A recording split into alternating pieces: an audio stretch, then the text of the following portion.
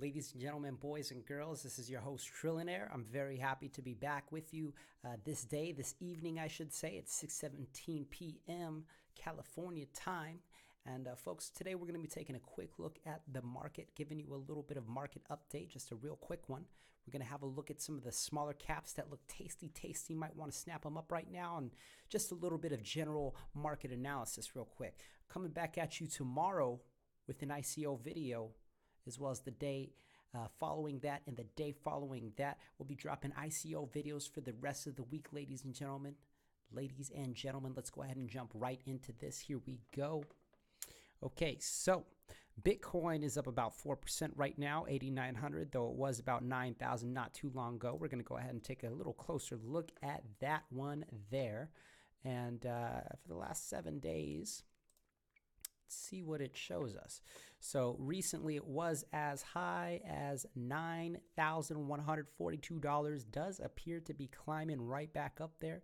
We shall see. It did a little bit of a dip down to 8,400, but not nearly as low as it was earlier in the week, as low as 7,400. So it does appear to be recovering somewhat on the 7-day.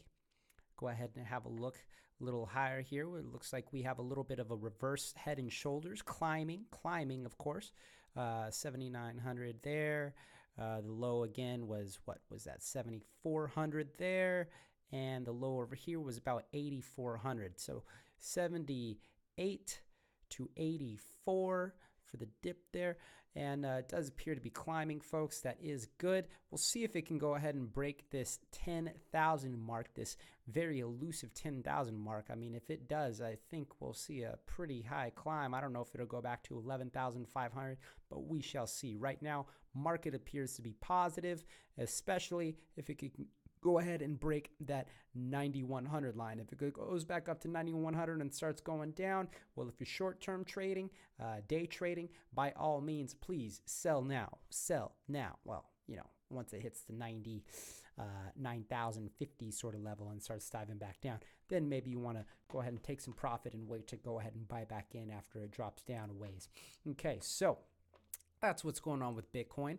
I want to check out Ethereum, my baby doll, my child. I love Ethereum. My goodness, I would like to get some more of Ethereum. And here we go. Today, we're going to take a quick look at the 3-month here. So again, folks, 3 months, it was as high as in, about 1450, I believe.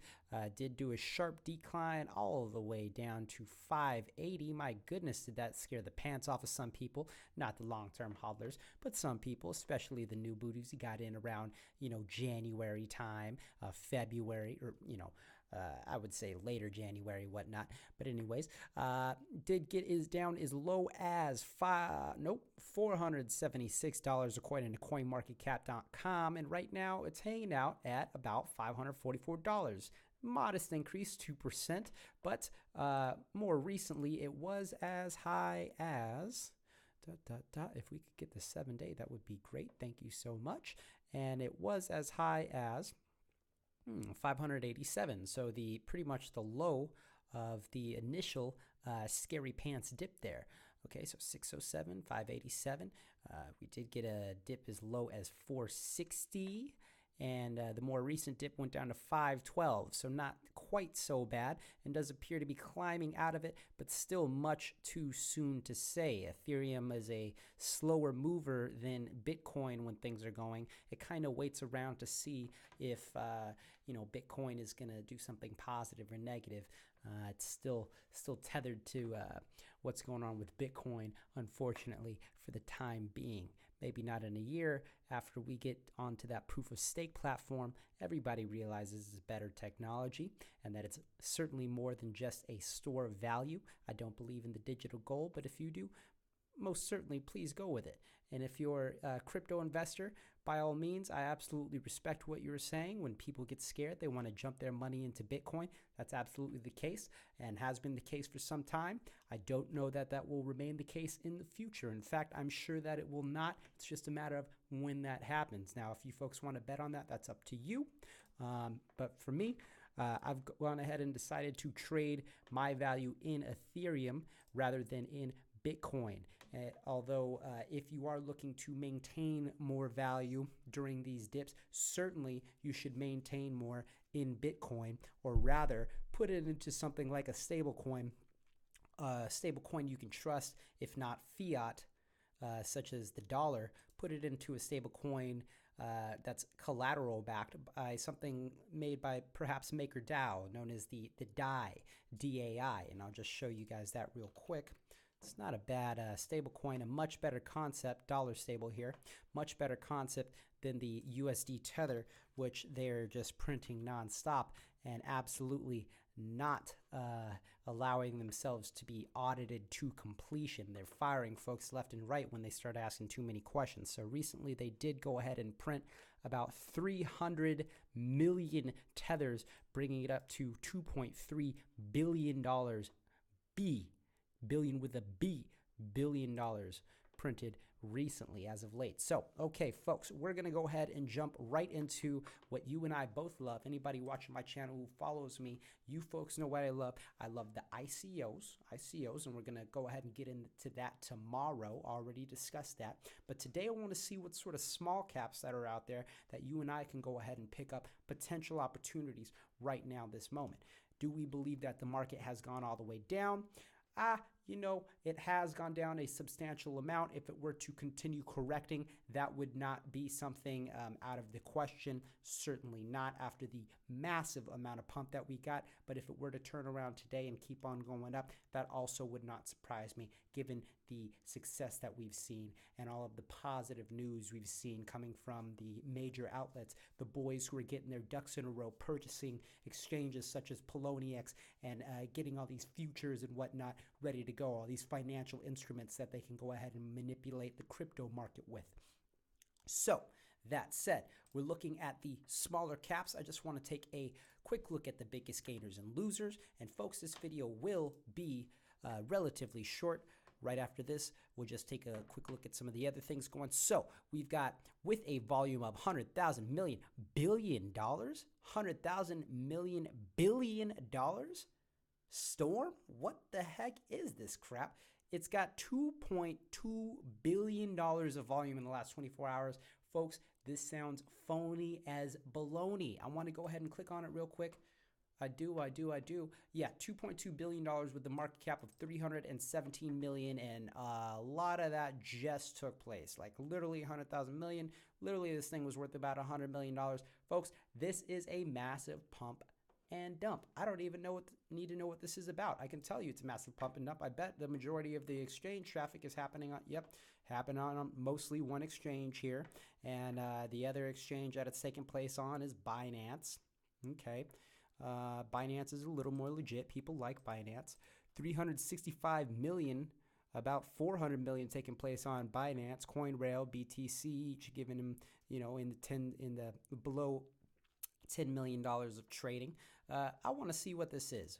What is this website? Certainly on a massive pump. Storm Market Gamified Micro Tasks. Interesting. Perhaps it's like a Postmates or a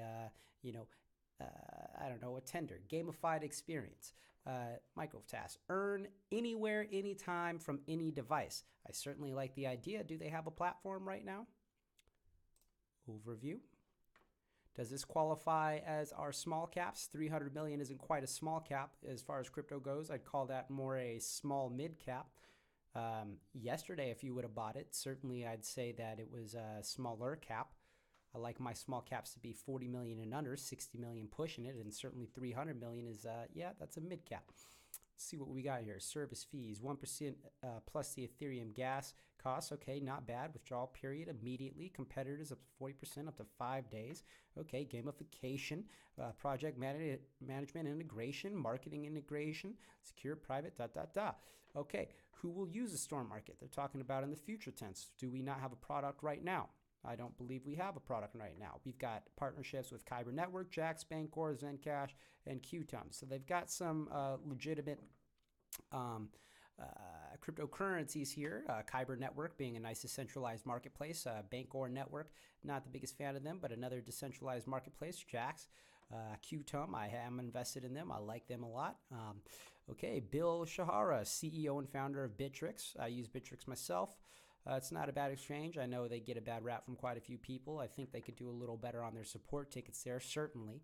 What else do we have over here? And these are advisors, by the way. I like how they put their advisors in front of their team members. Not really. I'd rather they put the team members in front of the advisors. We got a young gun, Mr. Simon Yu, COO, RU. Nice to see a young lady there is in a major position rather than just as the marketing person, which like we see on the majority of these.